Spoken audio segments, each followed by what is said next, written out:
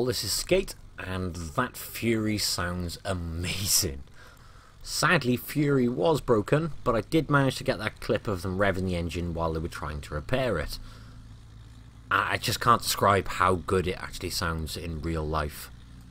And this thing sounded just as good. Okay, maybe not as good, but still very, very good. The J-Panther.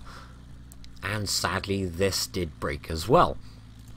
In all fairness, these machines are a lot older than us, and fixing one of these is not like fixing an old car. So yeah, I got big respect for the guys who repair these things and work on these things, and I'm also very jealous of them. I have a severe soft spot for my cars, and I love working on them. So this thing, I'd love to get my hands dirty in that.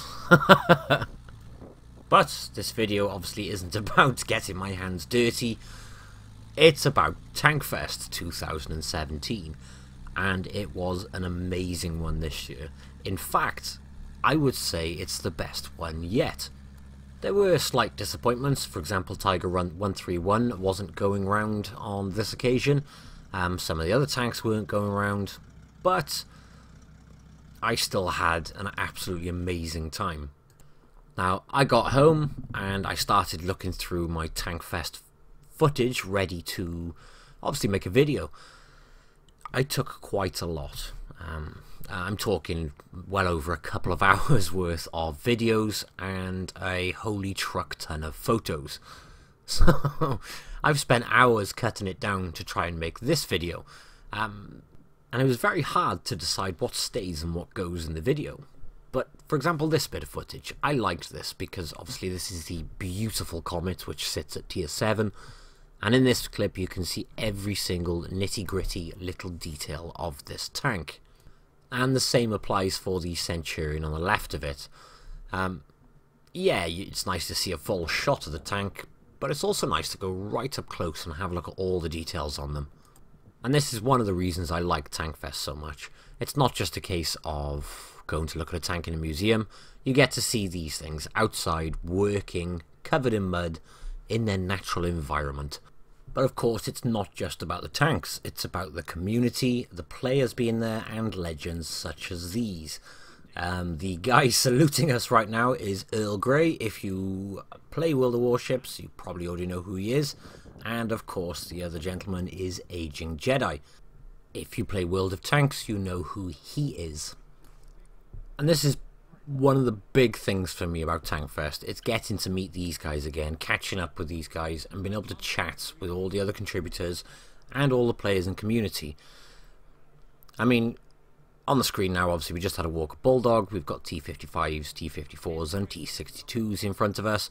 But there, you've got Martin Dogger, you've got One and Only, and you've got Bushka. And there you have One and Only on a tank. Sorry, mates, I had to put it in. Okay. But yeah, it's the community. It's been able to catch up with players. I've met so many of you guys, more of you guys at Tankfest than I've ever met. And for me, that was just amazing. But yeah, there's just so many people who make Tankfest great for me. Being able to catch up with them or talk to them face to face rather than on a Discord group, things like that. I mean, you got Ben from the Beard Guys, you got Jack the Ripper. It's great to see you again, by the way, mates. Sins, you've got Mad Friday.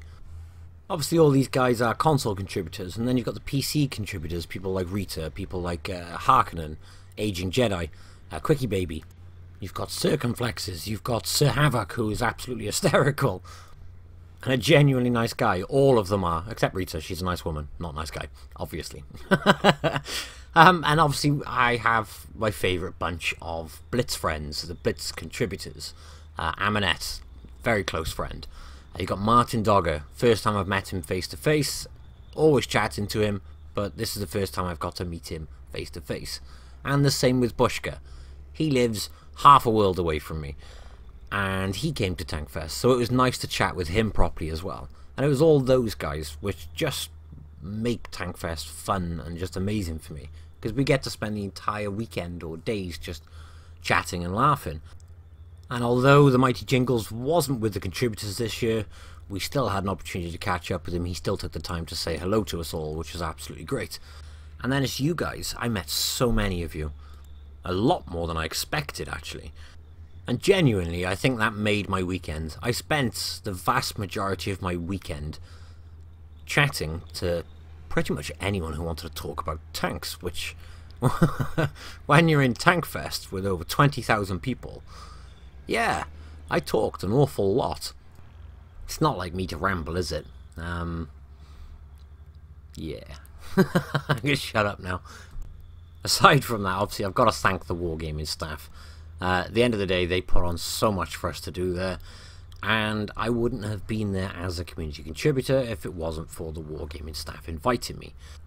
However, let me just point out again, guys, there was no Blitz stand. Come on. I mean, it would have been nice to have a Blitz stand as well. So, you can guess what I'm going to be pushing for until Tankfest 2018. Now, you'd think all this stuff alone, looking at the tanks, meeting the contributors again, and saying hello to people, and chatting to as many people as I can about tanks, would have filled my weekend. But there was still other stuff to be done. We did a interview, myself, Ben, and Jack, with Phelan, and that is available on the World of Tanks console page. Sorry, I should clarify, that's available on the World of Tanks console Facebook page. After that then, Jack signed me up for a 1 versus 1. He did the one on Saturday, and then he said, hey, do you want to do the 1 versus 1? Which is pretty much, you sit on one console, they chuck it up on the big screen, and they call random people from the crowd to basically sit down next to you and do a one-on-one with it being played on the big screen. Thankfully, I didn't noob out. I actually played well, but there was this one kid, he was in a Death Star, I was in a back chat, and he did kill me. So on the off chance that kid may see this video, great game, mate, and just in case I didn't say it at the time, which I'm pretty sure I did numerous times, thanks for signing me up to that, Jack. And then we had that live stream. I did a live stream direct to the channel. Now, if you've seen that live stream, I sound very different. Now, I noticed a couple of people comment on this. So I was thinking, how can I sound different? Well, I watched the stream back in the evening, and yeah, I sound completely different. And the mic quality, oh my god, the mic quality is awful. Couple that with the fact you're in a big open warehouse, it's a very noisy room, you end up shouting down the bad quality microphone, and you just end up with that. So I do have to apologise for the bad audio quality on that live stream. But even though the mic quality was pretty poor, I really enjoyed doing that live stream. And obviously thank you to Aminette and thank you to Martin. We had a brilliant time on the live stream. Obviously Bushka stuck his head in and scared the crap out of me during the live stream. If you look for that part, you'll see it's about an hour in. He genuinely does make me jump. So in response to your previous comment, Bushka, you clown. Thanks. It did actually make me jump. Now the other thing, those leopards you've seen driving around, when we were going into the press area, they were just sitting on the side, obviously waiting to go into the arena. There was 2 Canadian ones, but there was only 1 German one, and that was the German one I was fascinated in, for obvious reasons, guys. So being as it was just by the press area, I took a walk down after Aminette said you can go and have a look to obviously take some photos of these tanks. Now as I got there, we were having a chat to the guy about the engine and about all the fun stuff on this tank, and I managed to get a couple of shots inside the tank for you guys. So if you ever wondered what it's like inside a Leopard, here it is. Now this is the driver's view, obviously how he turns the tank. You could probably imagine at this point in time I was like a kid at Christmas looking through all this stuff. But yeah, top right hand side, obviously the viewports, you've got one on your left there and one on the right as well. You have the instrument panel by here, which is obviously what the driver has to keep an eye on to make sure everything's running smoothly, etc, etc, etc. This is the commander's position. You'll see he's got all his viewports, and this is located at the very back right hand upper side of the turret. Just below him sits the gunner. Now here is what it looks like from the gunner's seat, which as you can see is just unreal. But obviously the commander sits just behind him and above. And then obviously you have the loader and radio controller. Well, radio operator, whichever you prefer, who obviously goes by here. Now obviously on the right hand side, obviously the breech, and in front of you you'll see all the areas where the ammunition is stored. Now this for me was just heaven. It's just insane to be able to see this stuff. But again, on top of that, which was one hell of a treat, you had all the tanks inside, and my weekend was that busy I didn't even get a chance to go around the entire museum indoors. Now I've been through before, so it's not things I haven't seen. However, it's still not something you get to see often. So I wish I had more time this weekend. I could have got more footage. I've got more than enough footage, but you know what I mean. There's so much more that could have been done. I just ran out of time. Obviously, I took my family with me this time, which is the first time I've taken my family with me as well, which was really, really fun. But my little girl is very small. She is only 10 months old. As you can see in the picture here, she is small. So naturally, she took up some of my time on the weekend as well. But she enjoyed it. I know it's strange to say, but obviously with the explosions, tanks going around, etc., you'd think she'd cry. No, she was laughing. It was brilliant.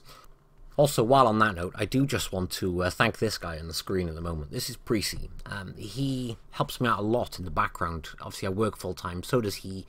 But we're both very busy, and he does help me an awful lot with background stuff. Live streams, keying everything in, making sure everything's working. He's a great friend, so I've got to put a thanks out to him. And one other note very quickly, I was also introduced to this guy. This is Victor Kisley. He's the CEO of Wargaming. And yes, I did talk Blitz to him. And he did take the time out of his day to listen to me and talk to me. So yeah, I have no complaints on that front. He seemed like a genuinely nice guy. Now I did manage to get time, by the way, I'm going off topic again. Well, actually no, I'm going back on topic. I did manage to get time to have a look at the Tiger collection. Again, they're all tanks I have seen before, except for the Elephant. I haven't seen that one in the UK. But it doesn't take away from the fact that every time you see these things, you just can't get over the scale and the size. The game really doesn't give you an idea of the scale or size. And no matter how many times I see these things, they don't impress me any less. They're incredible to see in the flesh. Well, in the metal, but you know what I'm saying. I think I better start wrapping up this video, otherwise I'm just going to bang on forever and I'm just going to keep changing topic and going off on tangents. But before I do, I just need to share one thing. I treated myself to, well, a couple of things. These things. Yeah, the missus wasn't too pleased at first. Right. In the last video I made about Tankfest information, obviously my models in the background, and they got a lot of interest. There's a lot of comments asking for videos on them, or a video on a build. So, being as I have these four, those bottom two are very special and very rare, by the way. There's a Death Star. I have a Death Star, and the mouse. I've been looking for that one for a long time. And obviously we've got the Tiger, which I'm going to make an exact Tiger 131, and we have Fury. I'm really excited to start all of these models. I don't even know which one I'm going to start with. But being as a fair few of you asked for a build video, leave a comment on which one you would like to see a build video of. And obviously while I'm working on it, I'll just chuck the camera on and get some footage, etc, etc. So yeah, this is the point I shut up now. Thank you all very, very much for watching. Thanks everybody who said hello to me on the weekend, chatted to me. All of you made my weekend. Obviously, thank you for Wargaming, for taking me to said event. Just a big happy skate right now. Thank you all for watching, and I'll catch you in the next one. Bye-bye.